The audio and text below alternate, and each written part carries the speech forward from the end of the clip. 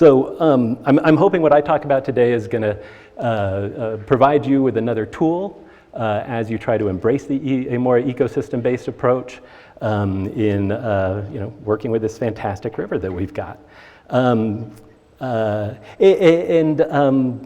So we all have these deep origin stories. And part of my deep origin story is that when I first started working on this river, someone gave me this, and it revolutionized my understanding of what I was doing.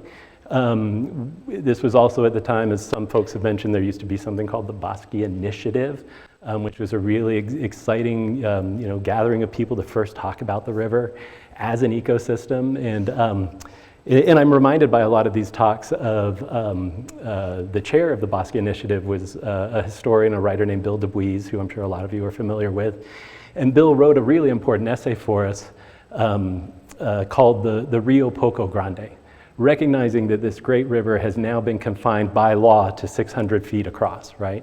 You can't have the Rio Grande be wider than 600 feet under federal law, which is crazy. But we've got the levee system, we've got a river that's doing stuff that is alive within those boundaries. So the Rio Grande was this concept that was given to us by this great thinker that I think we are all echoing today in what we're talking about. And it's important because even though it's not the river it used to be, it offers us so much. So, as I mentioned, I bounced around a lot. Years after leaving the collaborative program, I fled and went to work on the Pecos where I thought everything would be easy. It was a little easier, I'll be honest with you. I got it into my head that one of the things that would really help the Rio Grande would be to reform the Middle Rio Grande Conservancy District. And so I spent 8 years on the board there, and one year we did something that had never been done before, and I want to credit John Kelly for this. John at the time said, hey, how come board members don't get any money in the budget? Like, I want to do some good things. I want to, build a trail in my neighborhood. I want to, and actually the North Alameda, all that, the great walkways that have been implemented up there, that's John Kelly. And he used his money to do this stuff. So I got a little pot of money. I got $40,000. And I had been working for the Nature Conservancy, where I was very fortunate to meet Martha. And Martha taught me about conservation action planning. And well, before I get to that, let me just stop and respect our history here. So have all of you read the BBMP? Yes, yes, yes. All right. Some of you may have helped write the BBMP. Most of those folks are retired now. But again, foundational document, ecosystem-based approach, still incredibly relevant to what we're doing today, but somewhat lost in the noise of what we've been doing over the last 25 years, I think. And so conservation, down arrow, is that right? Yeah. Okay, well, first off, of course, dynamic patch mosaic. No vacant faces. We all know what dynamic patch mosaic is. Yes, Andrew, that's right. Basic fundamental concept underlying what I'm trying to present to you today. And I should say what I'm presenting to you today is a preview. This is like your movie preview. In a couple months, I hope, we're going to have a grand unveiling. Gina's smiling because she's the one doing the heavy lifting on this right now. So maybe a few months, maybe not a couple, but we'll see. We're going to unveil our version 2 of our conservation action plan, which strongly embraces the notion that we need a dynamic patch mosaic of vegetation and habitat types, both riparian and riverine, in the Middle Rio Grande, and that we should be thinking about it as an entire system. We should be taking sort of a one river view of this stretch of the river. And a simple way to describe it, and you guys have heard this already over these last 2 days, and I love Nathan saying like I've got to plant cottonwood trees, right? Even if that's not what you need right there, right? If you look at the entire stretch of the river and you know that you've got cottonwoods everywhere and you really need a salt brush meadow,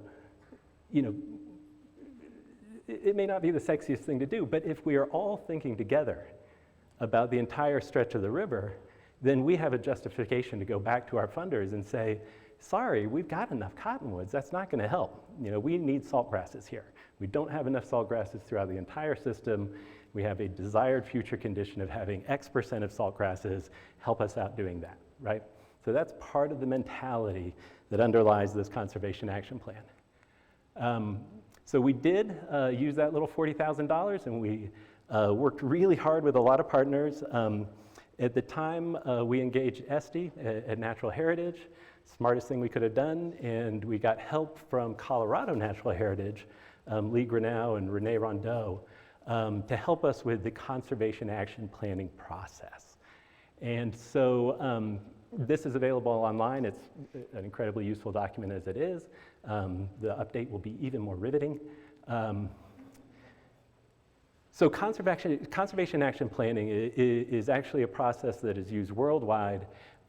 It's conceptually incredibly simple.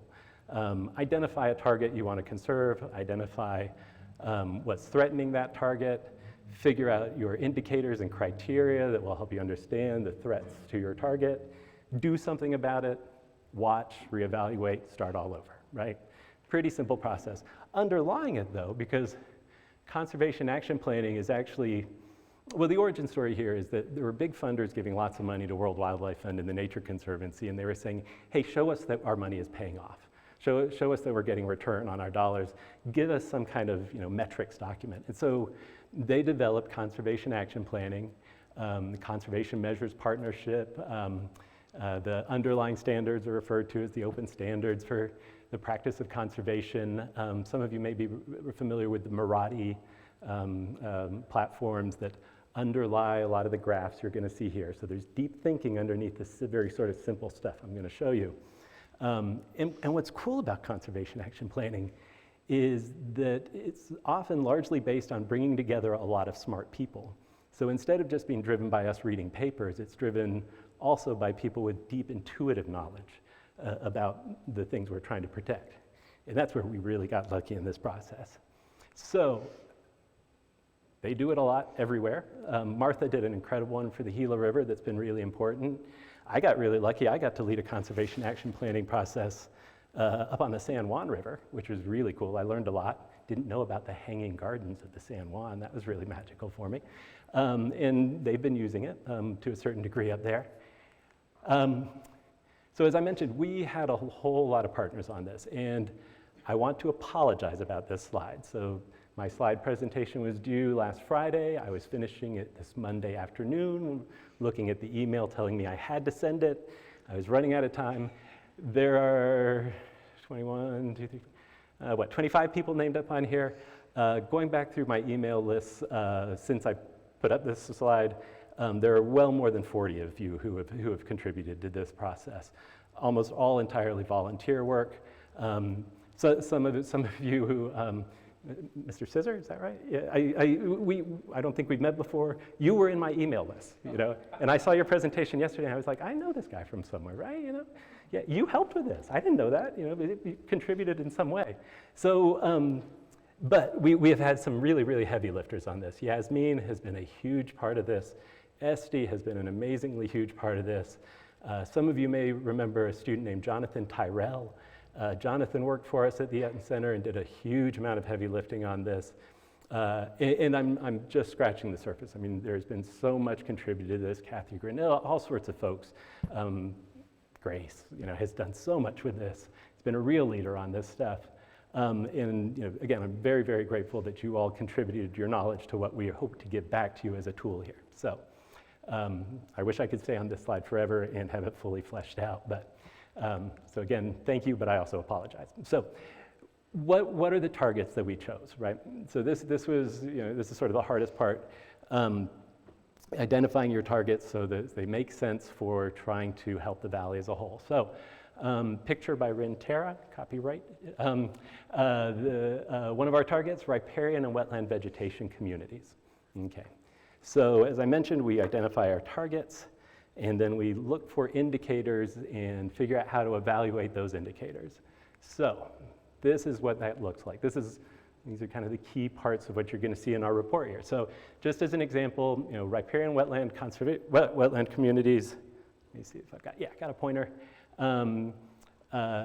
So hydraulic regime to surface water, floodplain connectivity, flood frequency, depth and duration to groundwater. This is all stuff that should intuitively feel very comfortable to you all. So we went through a system of ranking our current conditions, identifying where things are good and bad, and actually classifying them so that we would have something to aspire to, which is difficult in a system that is being hammered by climate change and intense human manipulation and crazy old water law, right? For those of you who don't know, I'm a lawyer. Sorry about that. I don't see any time warning yet, so I'm going to keep on going. Our second target, native bird and wildlife corridors. If I remember correctly, we actually had these separated early on in our process, but through lots of smart people talking and advising us, we've put them together. And so here's a nice heavily vegetated drain looking out over a field, something that MRGCD maintenance folks might not initially think is a beautiful thing, but maybe with some good conversations from Yasmin and the underlying document, we might have a little bit more of this, where it's appropriate, right? Bird and wildlife corridors, here are the attributes, again, that we thought were important. Here are the indicators related to those attributes and their statuses. I won't go through and read all of these things, but again, the underlying concept for so much of this is the dynamic patch mosaic, which Esty was really great at sort of carrying that flag for us and keeping the spirit of Cliff Crawford alive. Native fish communities, of course, we had to talk about native fish communities. And I do want to give you a little bit of context. As I mentioned, this project started with funding from the Middle Rio Grande Conservancy District. This was pre-Mike Hammond. Some of you may have heard the name Subish Shaw. I'm surprised at how many in the room probably have not, but we're all getting older. So we had to tread very, very carefully. This was, fish versus farmer time. This was, talking about the minnow in the community of irrigators was dicey business at this point. We've evolved a lot over the last 20 years. So we have tread very lightly around water management in this document, and I'll talk a little bit more about that towards the end. So I just want to give you a sense again. You guys can look at this over my shoulder, but again, here are the attributes. DPM for fish habitat complexity, channel stability. Do we have water, right? That looks familiar to me. And then ditch and drain habitat. Sorry, Yasmin, I had to do a crawfish. I could have used better pictures than this, but I had some really interesting crawfish issues to deal with when we were at MRGCD. So I always love thinking about crawfish as invasive species, but indulge me, I'm a lawyer. Ditch and drain habitat. This was actually, I think, something really important to include. This was something we're doing for the Middle Rio Grande, and we have tons and tons, thousands of miles of ditches and drains.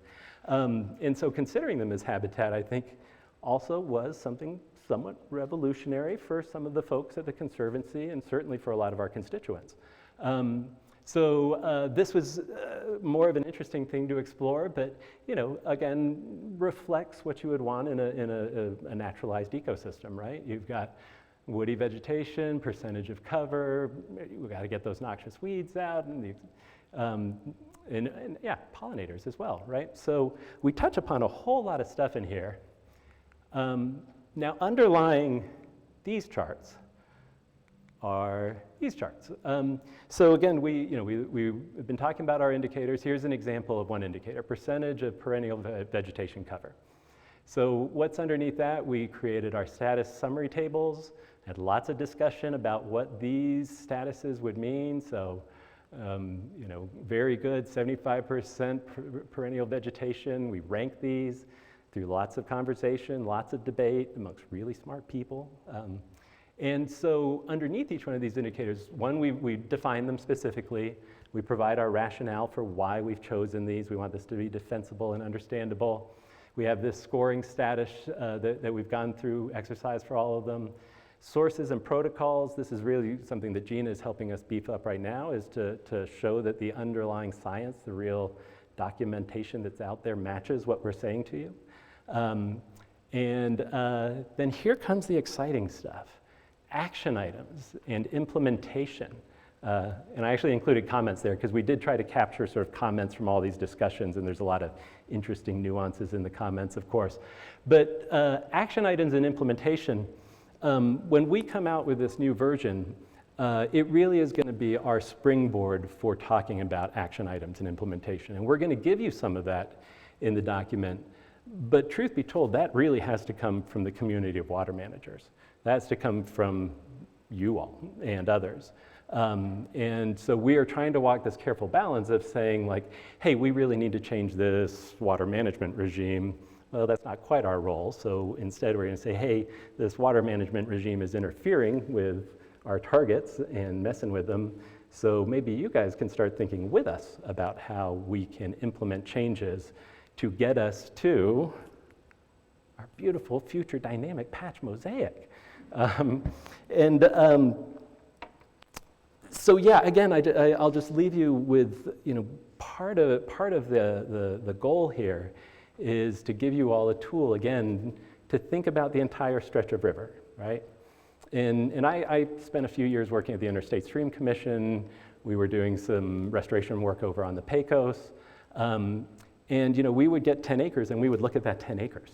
And that was it. And we were just thinking about what could we do with that 10 acres. And then when you would get out there and you'd look on the ground and you'd see that 10 acres, then you could start looking downstream and upstream and seeing what else was there.